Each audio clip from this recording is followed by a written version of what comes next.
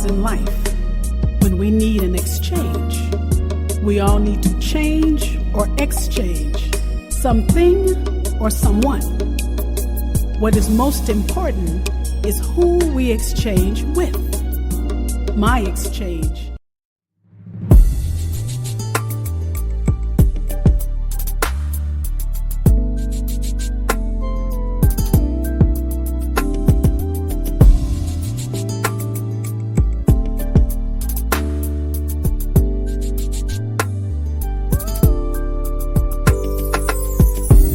Who am I?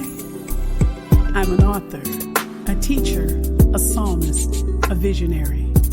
I approach the world with the eyes of an artist, the ears of a musician, the heart of a psalmist, and the soul of a writer. I see rainbows where others see only rain, and possibilities where others only see problems. I love spring flowers, a summer breeze, the beauty of the leaves as they fall, and snowflakes gently falling on my face. Who am I? I'm a woman of worth.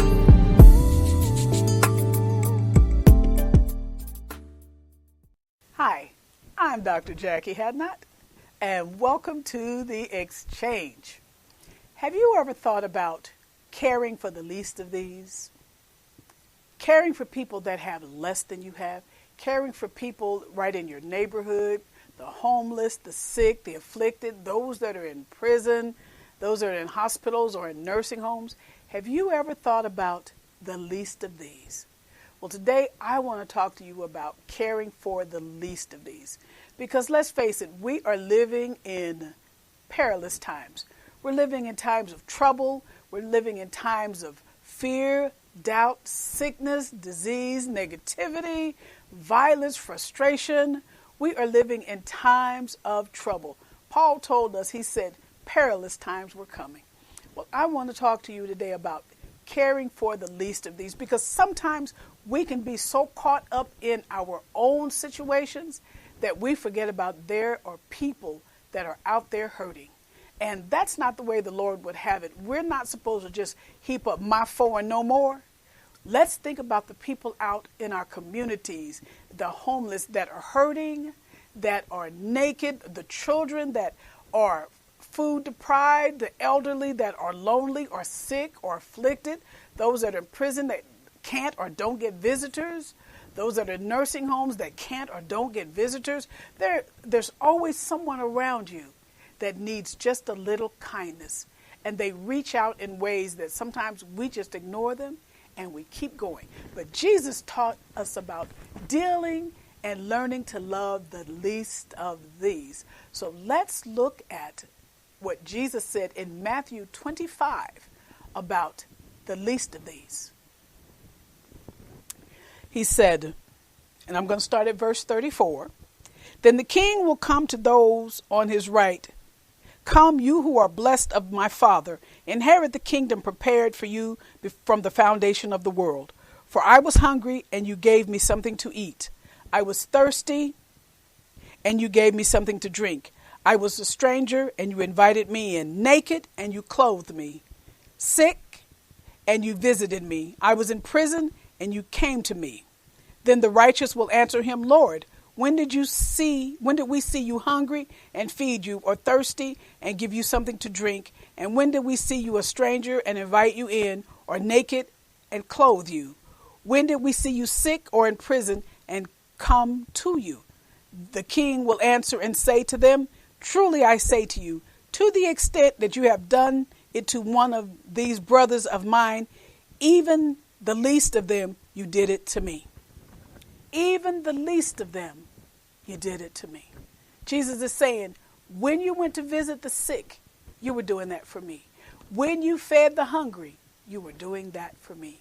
When you went to the prisons, you were doing that for me. When you cared for the least of these, you were doing that for me.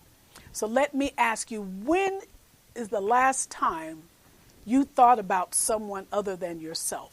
When was the last time you visited someone sick? When was the last time you even called someone? And I'm not talking about sending them a text message, but if you did that, that was better than nothing. But when was the last time you visited someone that needed you, or sent someone a cash app with $10 because they needed something to eat.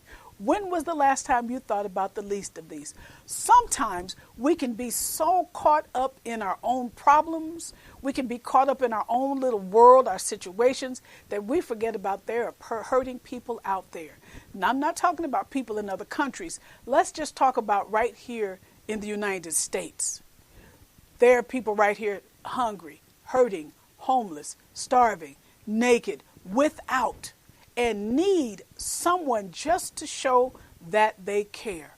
When was the last time you went out to someone's GoFundMe page, or there's called You Help, and there was someone asking for help for something, or you saw someone on the street asking for $1 so they can get a meal? Maybe you didn't give them $1, maybe you took them to McDonald's and fed them. Maybe you gave them a food card or something. When was the last time you thought about someone out there in need and you could show the love of God? I'm not talking about and see, here's what some folks will do. You'll see somebody on the street need some help, and here you are giving them some food and you taking a selfie. That's not doing it for the least of these. That's doing it for your own glory. I'm talking about just doing something for someone and going on about your way, caring for someone other than your family members, caring for someone other than the people that are around you, so you can get some recognition. See, when you get the glory, you got the glory. When you get the reward, somebody patting you on the back, you got that. That's on you. So you got your reward. Don't expect anything from the Lord, because that's on you. But when you do something for the least of these, expecting nothing in return, that's when God gets the glory, because people, that person you're helping, will see your good works and glorify your Father in heaven. That's what I'm talking about, helping the least of these. When was the last time you called someone and say, hey, I'm just checking on you, just seeing how you're doing? Or you write them a letter or send them a card, or say, do you need anything? And really mean it. People will ask you all the time, do you need anything? And don't even mean, and hoping that you don't ask for something. But if I say to you, yeah, I just need a phone call. I remember when I was going through my cancer, and someone sent me a text message and said, do you need anything? And my text reply was, yeah, I could use a visit. Ask me if I got that visit. I think I'm still waiting on it. Maybe they're going to come this month, but that was last year. They didn't really mean that I need anything. What they were doing was just giving me one of those little platitude things that said, I just want you to know, I want you to think that I really care. Because when you say to me, do I need anything? And I say I need a visit, and you don't visit me, what does that say about you? Don't ask me if I need anything if you don't mean it. Jesus said, when you have done unto the least of these, you have done unto me. And all a person asked you for was a visit. And you couldn't even take the time to just do a drive-by and wave at me. Do a drive-by and say, hey, anything. But that would hurt me. And I'm telling you, when I was going through those moments in that house by myself for 24 hours a day, 7 days a week, with no phone calls, no visits, no text messages, no email, and didn't even get a fax. Don't you know how that makes some people feel? Now imagine if I was confined to a nursing home and never received any visits, any emails, any calls, not even a fax, how a person would feel so lonely and left out and forgotten. I now know what it feels like not to receive any phone calls, any text messages, anything from people when they keep asking me, what is it that you need? I just need a visit. I just need a visit. You could say it 3 times or 300 times. I just need a visit. But who actually paid a visit? To the sick, to the hungry, to the needy, to the helpless. Or you're driving down the street and someone's holding up a sign that says, I need a meal. And you looked at me, I'm not giving them my money. They're going to take my money and buy crack. What do you care? You took that same dollar and you went and wasted it on something needless. And all that person was asking for was a meal. If you didn't trust them with your dollar, why didn't you just go get some food and go back and take it to them? That would have been more than doing absolutely nothing. That would have been more than judging them. Because when you have done unto the least of these, you have done unto the Lord. That's what Jesus is talking about in Matthew 25. Where is the compassion and the love in this season? When was the last time you knew of a family down the street that they were food deprived because the parents lost their job, or a single mom who had kids and she was barely paying her rent and barely able to feed her kids, and you just passed on by, drove on by, didn't offer to take her to the store, didn't offer her $10. I mean, just didn't do anything. When was the last time you helped somebody? Jesus said, when you've done unto the least of these, you've done unto me. Now let me take you on into the word a little further. He said in verse 41, then he will say also to those on his left, depart from me, accursed ones, into the eternal fire, which has been prepared for the devil and his angels. For when I was hungry, you gave me nothing to eat. There are people out here hungry, and you give them absolutely nothing. I look on this Facebook thing, and they had this charitable section where people were asking for help. And a lot of what I saw, there was one particular, I believe, young man who was asking for some help with food for his family. And, you know, it's really hard for a man to get out there and ask for some help, but he did. And I looked at all of the comments that people were doing. Well, have you tried this pantry? And have you tried there? And have you tried here? And have you tried there? Okay, if you got 31 comments, how come no one offered you anything to eat?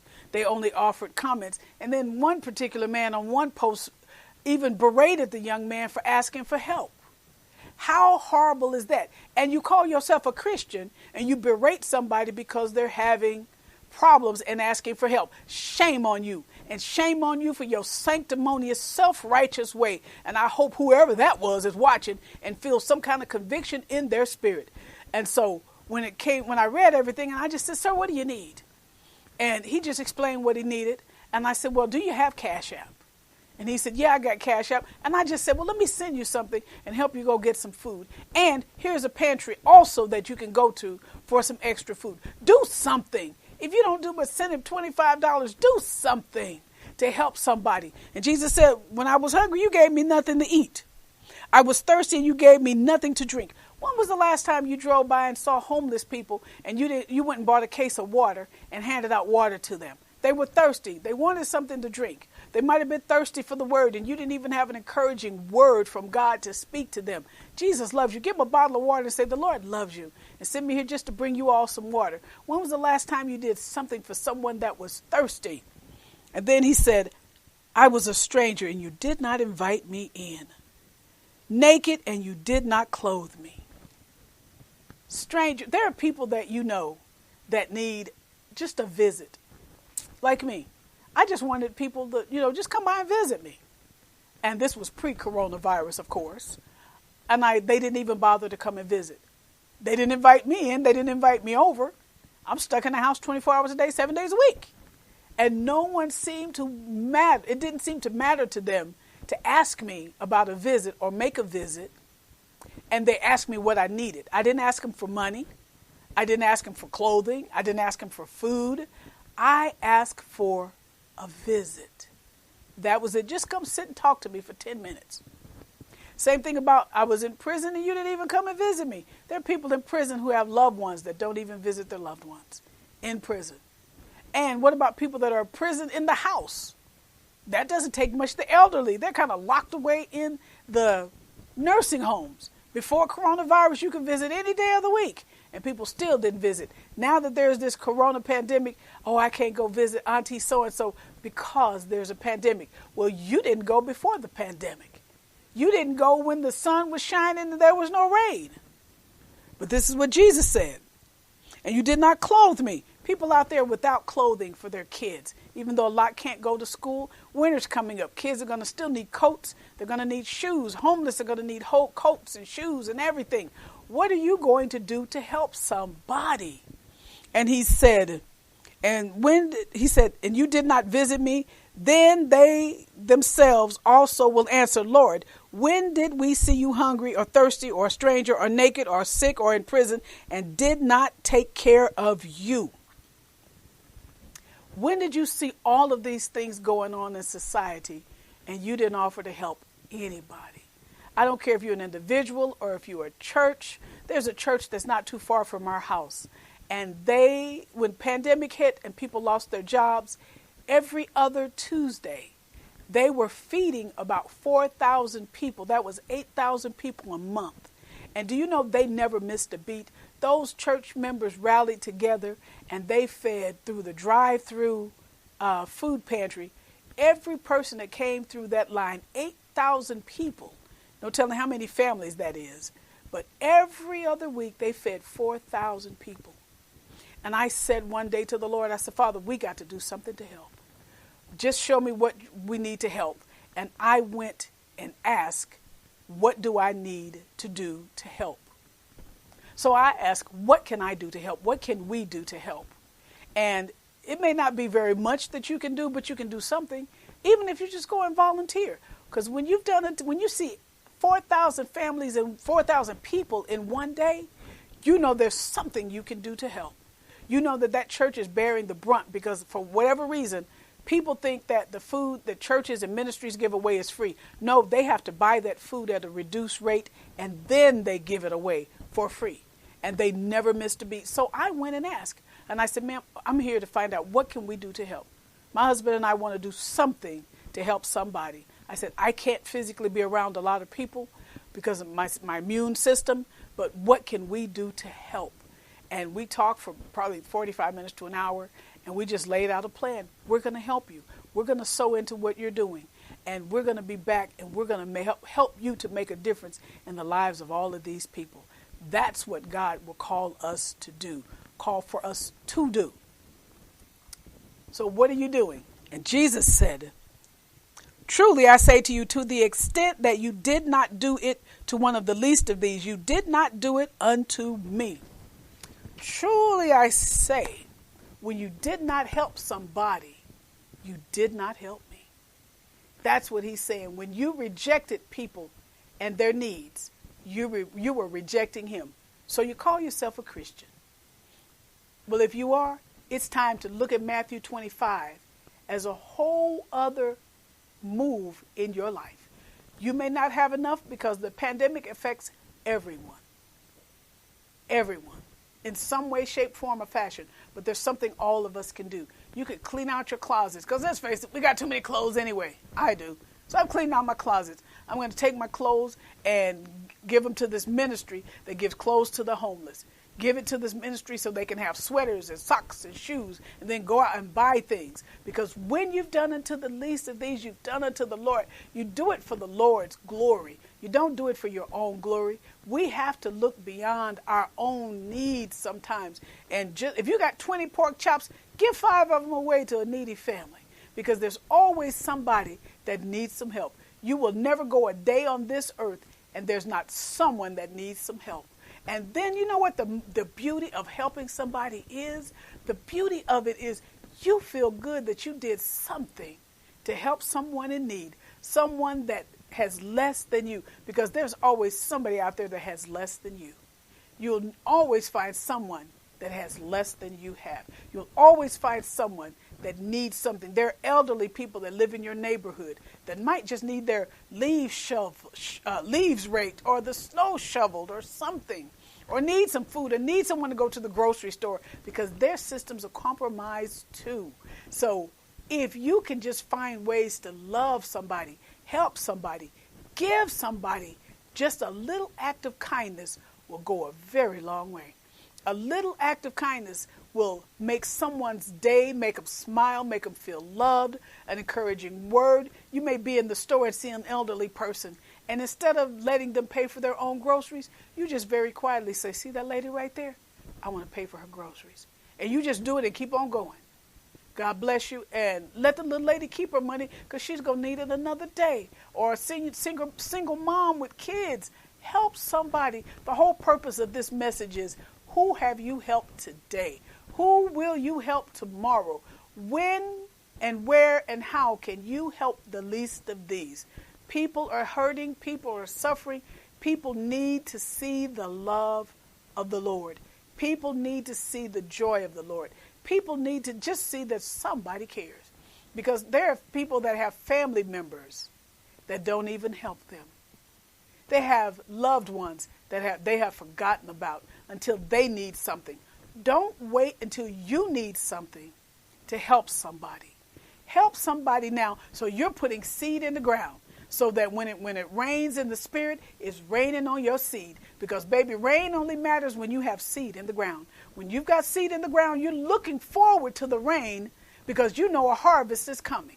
And when you walk in the power of God and the love of God and the strength of God, and I'm not talking about your religion, I'm talking about your relationship with Christ. Because when you've done it to the least of these, you've done it for Christ. When you've done for the least of these, you're doing it for Christ. When you're feeding the least of these, Thanksgiving is coming up, Christmas is coming up, and all these other days of the week. Don't even worry about the holidays. Just think about the days of the week that people need some help. The next time you see a church with a food pantry, stop by and say, what do you have need of that I can sow into this ministry? They may say money, they may say clothing, they may say products, they may say anything. My husband and I have purpose that we're making about 1,500 hand sanitizer bottles. And we're going to fill up at least 1,500 because I know we got at least 1,500 bottles in these two cases. Minimum 1,500. But we have purpose to fill 1,500 hand sanitizer bottles and give them to the people on the streets. Give them to the disenfranchised, the ones that need some sanitizing products to keep themselves safe. We've also purposed that we're creating hygiene kits that we're going to give out to the homeless with all of the care things that they need. Toothpaste, toothbrushes, shaving products, feminine products, hygiene products, masks, sanitizer, all of these things. We purposed this year, because last year we couldn't do anything, but this year we can help some people with these care kits, these hygiene care kits, and we're going to give them out. And our reason for doing it is simply because we want to care for the least of these in the ways that we know how. And we're going to do this on not just a once a year. We're doing it now on a regular basis. We gave out our first batch of hand sanitizers to a pantry to give out to the people. I think we gave them maybe 200 bottles of hand sanitizer. Give these out. Don't worry about running out because we're already in the process of making more. Because as we do it to the least of these, we're doing it to Christ. You just worry about making sure they get into the hands of the people before the weather gets better. Don't even concern yourself with what can they do for us. You all need to do just what you're doing, accept what we're giving and giving it out.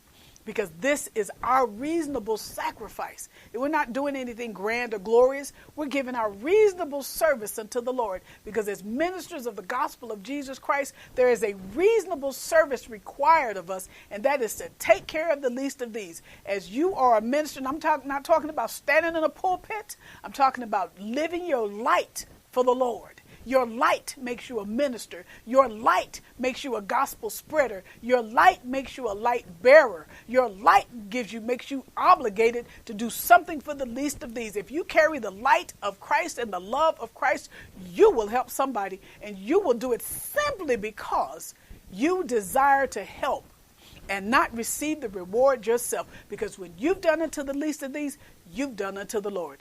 That is simple. But my daughter says, cut, point blank, serious. That's it right there. When you can help somebody, when you can show some love, when you can come out of yourself, because right now this pandemic is creating a body of very selfish people. And we need to come out of selfishness and go into selflessness. Christ was selfless. He gave everything, including his life, so that we would have a right to life. He hung on that cross for us, for the homeless, for the sick, for the afflicted, for the prisons, for people hungry, naked. He hung on that cross for every single person on the face of this earth, all 7 billion people, even the people that deny him, even the people that don't want to have anything to do with him. He still hung on the cross for them. And if you could just show one person the love of Christ, not preaching to them, not putting them down, not trying to be self-righteous and up on your own little soapbox preaching to them, but just showing them the love of Christ, you might draw them to the Lord. He said, because if I be lifted up, I'll draw all men unto me. When he is lifted up, he will draw people unto Christ. The reason some people don't want to have anything to do with the church is because the church is sometimes so nasty, so judgmental, so stanky with some of their attitudes that people are just put off. And I can understand that, because there was a time that I thought, oh, they are too mean. Oh, they're too nasty. Oh, they're not even, why are they on the usher board sitting at the open door nasty like that? You turn people off. Stop judging people. And just show them the love of Christ. Show them the love that they need to see in this time of trouble. When the righteous cry, God would hear us and deliver us out of all of our trouble. 2 Chronicles 7:14 says, if my people which are called by my name shall humble themselves and pray. See this book right here? Pray. Seek my face and turn from their wicked ways. He said he would hear from heaven, forgive our sin, and heal our land. This land needs a healing right now. We need a healing in our government, in our churches, in our schools. We need in our homes, in our bodies, in our mind, in our spirit. We need a healing right now. And I'm believing, God, that when we can help the least of these, we can bring some healing to the land. Let's bring healing, people, to the sick, to the dying, to the needy, to the least of these. The next time you see somebody standing on the corner asking for some help, just stop. If the Lord leads you, help them. If the Lord says give them $1, give them $1. $5, give them $5, because you're just going to take the money and just spend it on your own stuff anyway. Help somebody. Show them the love. And all you have to do is say, the Lord loves you. God bless you, and keep on moving. That's all you have to do, is show the love of Christ. My time is about up, but I want to leave you with this. When you have done for the least of these, you have done it for Christ. Don't seek the Lord if you don't mean what you're saying. Don't ask who I can help and don't do it. Don't go out there and help somebody and then put it on Facebook that you helped them. Don't try to get your accolades and your props just by helping somebody. Just do it and keep it moving and watch God reward you. And you know what? I'm your host, Dr. Jackie Hadnot, and once again, I approve this message. Now, you be blessed of the Lord, and I will be with you again next week right here on this station for The Exchange. Remember, for the least of these. Bye for now. When going through the trauma of cancer, proper care is essential for the mind and body. Our unique line of body and skin care products are handcrafted with the needs of the cancer patient in mind. Our products are created to provide help and relief, and are great to use while undergoing treatment or at any time your skin may be extra sensitive. We offer organic body wash and lotions, pain relief sprays, therapeutic ointments, advanced therapy creams, organic herbal teas and more. With every product, we think about the cancer patient, what is needed, and how the products will uplift their spirits, provide physical comfort, and show love and support. Mali Boucher Essentials, 7210 West 79th Street, Overland Park, Kansas, 913-593-9095, www.maliboucher.com. Mali Boucher Essentials, caring for you naturally.